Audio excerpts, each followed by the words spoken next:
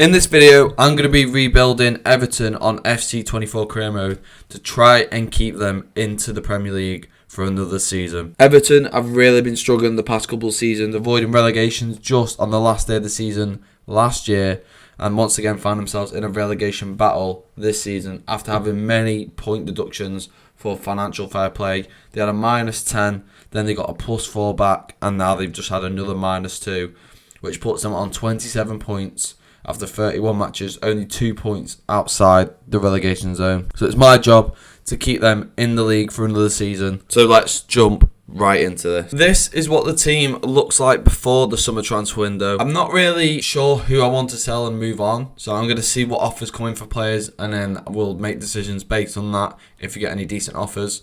The budget for the season is 37 million, so I'm going to get to spending right now and finding the best targets and transfers for the season ahead. The summer transfer window is over, and as you can see, we have only got 5 million left. So I'm going to show you the players that we sold and the players that we have brought in. So the first player that we sold is Dominic Calvert-Lewin for 18 million to Crystal Palace. Now, he was only worth 12, and I managed to haggle 18 million out of Palace, which I thought was a really good deal. When you see the formation that we're going to play for the season, you'll see why I got rid of him. And the second player is Michael Keane for 6.5 million. Backup centre-back, not going to be really needed. So it was just an easy 6.5 million to bring back into the club. Now it's time to show you the players that we have brought in. Now we've brought in 3 names this summer window. And starting off with Kyle Walker-Peters of Southampton. We have brought him in as the new fullback. Very versatile, can play left and right back, but we're going to be playing him in right back to start with. And if any injuries happen, he can obviously fill in left back. We've got Patterson and Coleman as right back as well.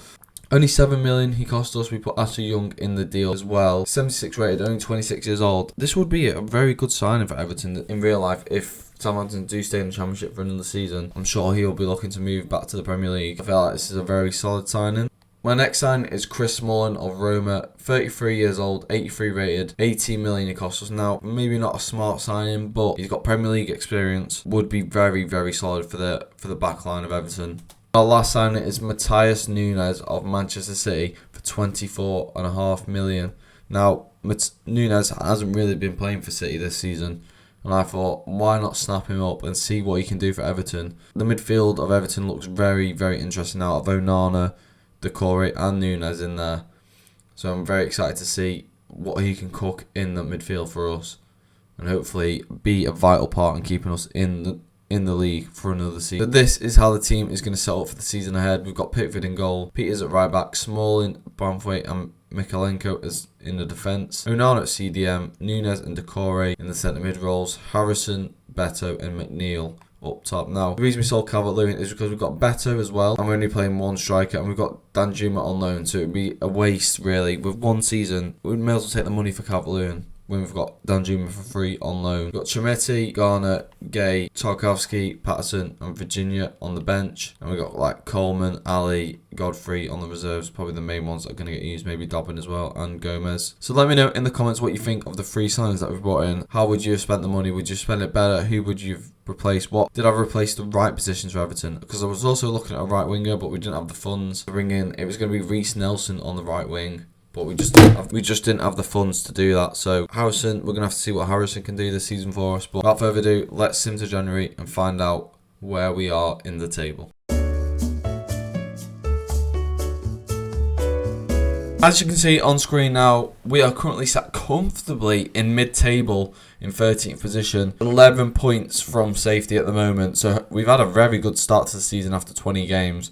Hopefully we can keep that up. How far are we away from like Europa League? Not that far away, you know, from like a Europa Conference League, Europa League spot.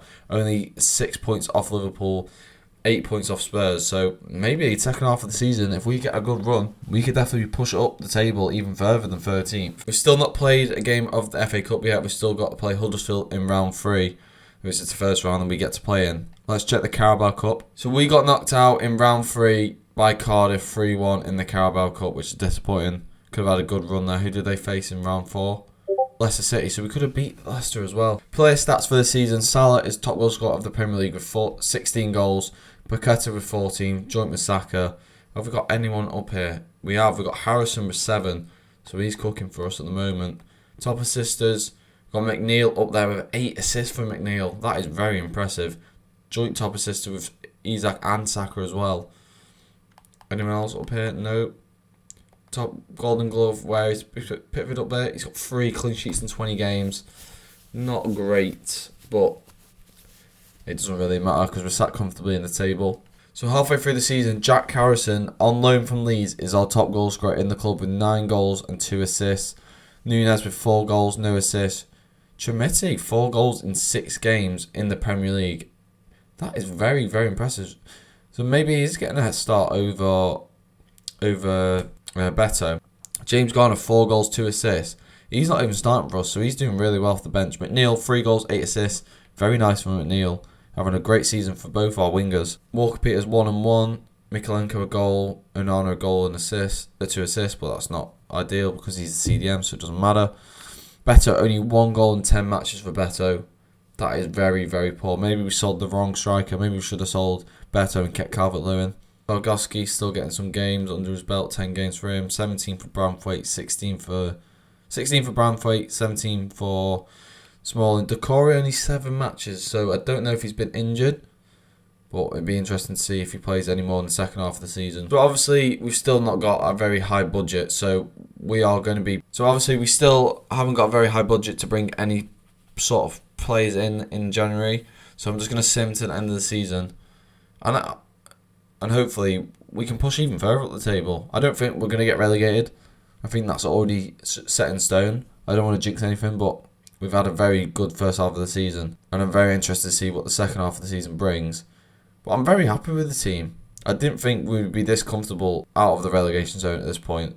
Maybe scrambling for a couple of loans, but I'm very, very happy with how the team's performing. I just want to see a bit more from Beto in the second half of the season, but it'll be very interesting to see how we get on. So let's go to the end of the season now.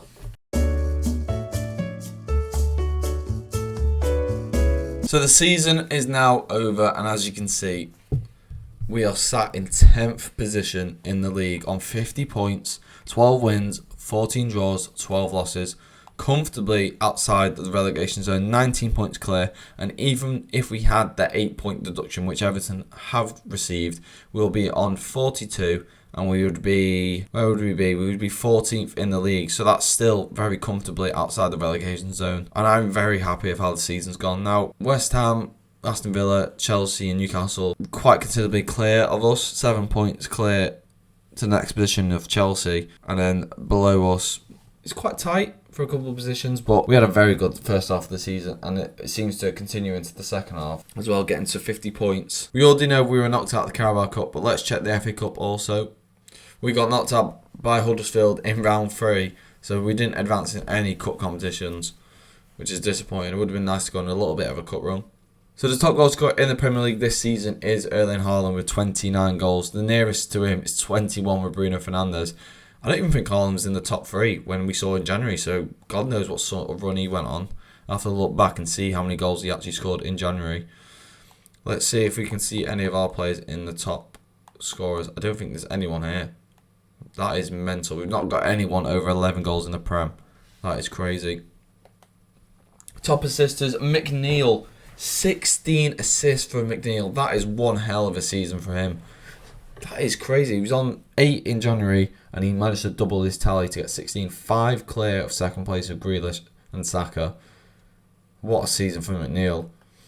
And clean sheets. 6 clean sheets for Pickford. It's not awful.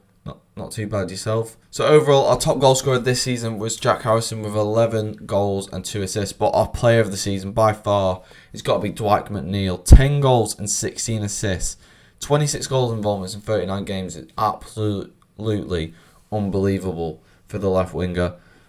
And gonna be by far our player of the season. He has to be. Beto, 8 goals and 2 assists in 29 games. Picked up from January, but still nowhere near the level that you would want your striker to be at. Decore, must have been injured in before January, because he's played quite considerable more games and got 6 goals and 1 assist in the process. Garner, 6 goals, 4 assists, very decent off the bench for him. Maybe could be fighting for a starting spot in the following season. Matthias Nunes, quite disappointing signing to be honest. 5 goals and 1 assist, expecting at least 10 goal contributions in total, but as you can see by his average match rating, 6.3 compared to Garner's 6.34 compared to Garner's 6.39 off the bench. and Decore is 6.52. Not a very good, maybe not a very good signing from me. Maybe I should have signed someone else. Obviously, it has somewhat worked out. Maybe his all-round game was quite good and just didn't contribute in terms of goals and assists. Tremetti, 5 goals in 8 games in the Premier League. Next season, he should be starting ahead of Beto if we were continuing this career mode, because he's got a very high ceiling. Mikalenko with 2 goals, Onana 2 goals, 3 assists. Walker Peters seems to have a very solid season, 1 goal, 2 assists. So this is the end of the video. I am very, very happy of how the season has progressed for us.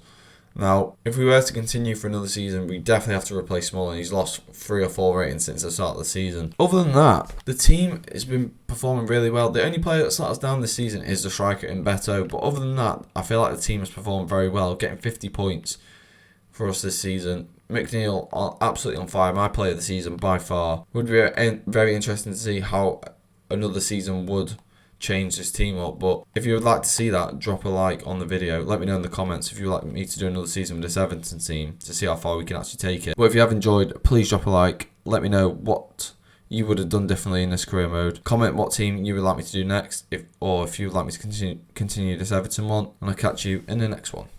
Peace.